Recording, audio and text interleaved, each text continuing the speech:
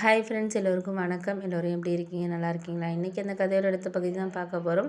அதுக்கு முன்னாடி நீங்கள் செய்ய வேண்டிய விஷயம் என்ன அப்படின்னு கேட்டிங்கன்னா, மறக்காமல் நம்ம சேனலை சப்ஸ்கிரைப் பண்ணிக்கோங்க. கீழே இருக்க பெல் பட்டனையும் கிளிக் பண்ணுங்கள். அப்போ தான் நான் போடுற வீடியோஸ் எல்லாமே உடனுக்குடனே உங்களுக்கு நோட்டிஃபிகேஷன்ஸ் வரும். ஸோ மறக்காமல் சேனலை சப்ஸ்கிரைப் பண்ணிவிட்டு வீடியோ பாருங்கள் ஃப்ரெண்ட்ஸ். வாங்க நம்ம கதைக்குள்ளே போகலாம். அதுக்கப்புறம் நான் அண்ணனோட இந்த முடிவுக்கு சரி அப்படின்னு சொல்கிறதுக்கு காரணம் அண்ணன் எது செஞ்சாலும் கொஞ்சம் கரெக்டாக இருக்கும் அப்படின்னு சொல்லிட்டு அம்மாவும் சரி அப்பா எல்லாருமே நம்புவாங்க. ஏன்னா அண்ணன் ஸ்கூல் படிக்கிற காலத்துலேருந்தே ஓரளவு ரொம்ப கஷ்டப்பட்டு தான் படித்தார். வேலைக்கெலாம் அதுக்கப்புறம் காலேஜ் போனதுக்கப்புறமும் வேலைக்கு பார்ட் டைமாக வேலைக்கு போயிட்டு அதுக்கப்புறம் அந்த வேலையிலேருந்து தான் கொஞ்சம் வர்ற காசை வச்சு தான் அவர் காலேஜ் ஃபீஸ்லாம் கட்டிக்கிட்டார். ஆஃப் டே காலேஜ்னால் ஆஃப் டே வேலைக்கு போகிறார். அப்படி தான் படித்தார். அப்போ நான்லாம் ஸ்கூல் படிச்சுக்கிட்டு இருந்தேன். அப்போ ஆட்டோ டிரைவருங்கிறதுனால அந்தளவுக்கு வருமானம் இருக்காது.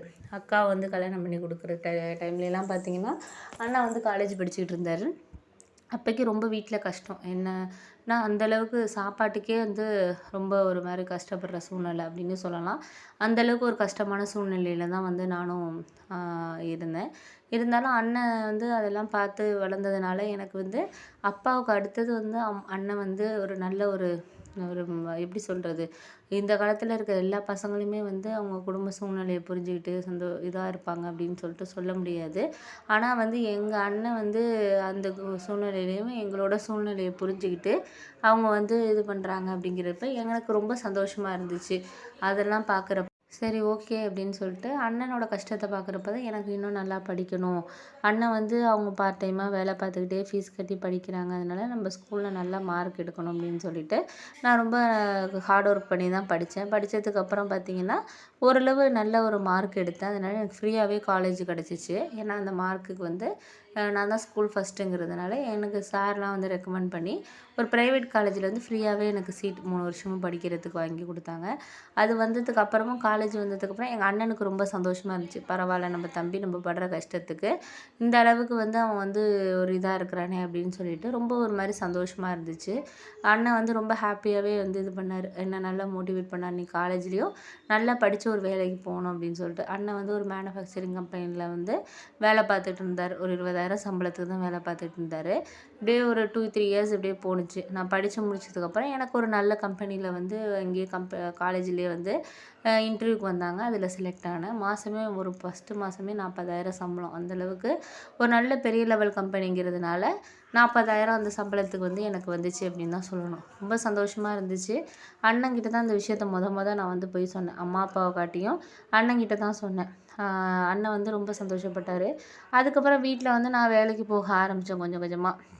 அதுக்கப்புறம் அப்பாவுக்கும் உடம்பு முடியாதனால அவர் ஆட்டோ போட்டாமல் வீட்டில் தான் ஒரு மளிகை கடை மாதிரி அம்மாவும் அப்பாவும் மாவு அரைச்சி விற்கிறது இந்த மாதிரி தான். ஏன்னா அவங்க குடும்ப செலவுக்கு நம்ம பையங்களையும் நம்பி இருக்கக்கூடாதுங்கிறதுனால அவங்க சரி உட்காந்து வீட்டிலே இருக்கிற மாதிரி அவர் மளிகை கடை இந்த மாதிரி ஒரு சில காய்கறிகள் இதை மட்டும் வாங்கி வீட்டில் விற்கிறது மாதிரி இது பண்ணார். ஓரளவு ஒரு நாளைக்கு ஒரு 200, 300 அந்த மாதிரி லாபம் கிடச்சிச்சு. அதை வச்சு குடும்ப செலவை பார்த்துக்கிட்டோம். அதுக்கப்புறம் அப்பா என்ன சொன்னாருன்னா, அண்ணனுக்கு கல்யாணம் பண்ணணும். அவனுக்கூட படித்தவனுங்க எல்லாருக்கும் கல்யாணம் ஆகி குழந்தைங்கலாம் இருக்குப்பா அப்படின்னோடனே எனக்கு என்னென்னா அண்ணனுக்கு ஒரு நல்ல ஒரு வீடு கட்டிட்டு நம்ம ஒரு கல்யாணம் பண்ணணும் அப்படிங்கிறது தான் என்னோட ஆசை. நாங்கள் சொந்த வீடு தான் இருந்தாலும் சொந்த வீடே இருந்தாலும் ஓட்டு வீடு மாதிரி, அதுவும் ஒரு பழைய வீடு அப்படிங்கிறதுனால பொண்ணு கொடுக்குறவங்க யோசிப்பாங்க. அது ரூமெல்லாம் அந்த வீட்டில் கிடையாது. சும்மா ஹால் அந்த மாதிரி தான் கிச்சனு. அதனால் எங்கள் அப்பா கிட்ட சொன்னப்போ என்னப்பா நம்மள்ட்ட வருமானம் இருக்குது இப்போ வீடு கட்டுறதுக்கு அப்படின்னோடனே அப்புறம் அம்மா சொன்னாங்க, இது மாதிரி அவனோட சம்பளத்தில் நான் கொஞ்சம் சேர்த்து வச்சுருக்கோங்க. அதில் ஒரு 4-5 லட்ச ரூபா சேர்த்து வச்சுருக்கேன். இன்னும் ஒரு 2-3 சீட்டு போட்டோன்னா இப்போ தான் நம்மளோட அவனும் வேலை 2வது பையன் தான் வேலைக்கு போகிறான். அதனால் அதை இன்னும் ஒரு 2-3 சீட் எடுத்தோன்னா ஒரு 10 லட்ச ரூபாய்க்கு நல்ல வீடாகவே கட்டலாம் அப்படிங்கிற மாதிரி சொன்னோன்னே அதுக்கப்புறம் அப்பா சொன்னார், சரி அதுவும் நல்ல யோசனையாக தான் இருக்குது. நம்ம இந்த வீட்டை இடிக்காமல் பின்னாடி இருக்கிற இடத்த வச்சு ஓரளவு கட்டிடுவோம். அப்புறம் முன்னாடி நம்ம இடிச்சுக்கிட்டு அது முன்னாடி கடை மாதிரி கூட கட்டி கூட வாடகைக்கு விடலாம். நம்ம கடை வச்சுக்கிட்டு இன்னும் 2-3 கடை மெயின் ரோடாக இருக்கிறதுனால வாடகைக்கு விட்டோன்னா மாதம் ஒரு 15,000 20,000 நம்மளுக்கு கிடைக்கும் அப்படிங்கிற மாதிரி அப்பா யோசித்தார். சரின்னு சொல்லிட்டு ஒரு இன்ஜினியர்கிட்ட போயிட்டு பிளான்லாம் வாங்கி அதுக்கப்புறம் நாங்கள் கொஞ்சம் கொஞ்சமாக வந்து வீடு கட்ட ஆரம்பித்தோம்.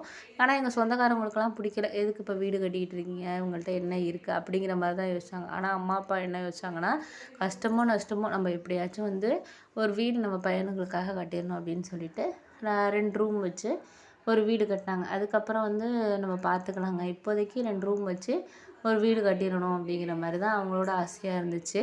அதுக்கப்புறம் கட்ட ஆரம்பித்ததுக்கப்புறம் வந்து என்னாச்சுன்னு பார்த்தீங்கன்னா, ஓரளவு எங்களுக்கு கடனும் வந்துச்சு.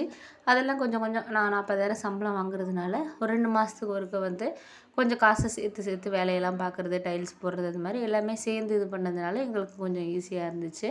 அதுக்கப்புறம் என்ன நடந்துச்சுன்னா அடுத்த பகுதியில் சொல்கிறேன் ஃப்ரெண்ட்ஸ்.